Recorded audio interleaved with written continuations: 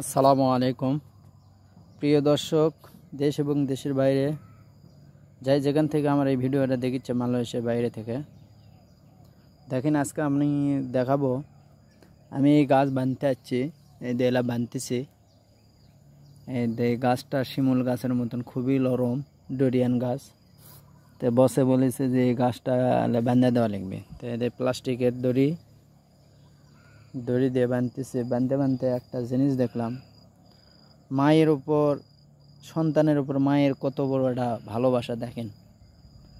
দেখছেন, ভালো করে দেখেন। এটা পাখিটা উড়ে গেল।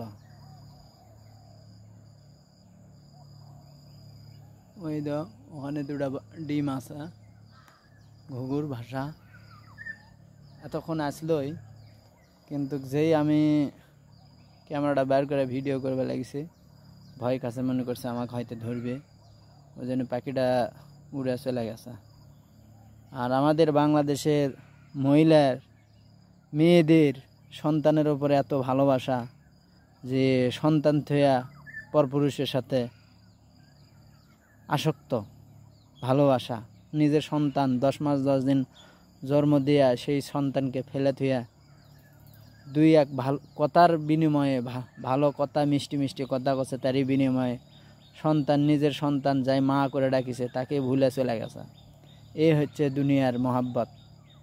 আমি এটাতে কি বোঝাতে চেয়েছি আপনারা অবশ্যই বুঝতে পারছেন, মা কীরকম হওয়া দরকার।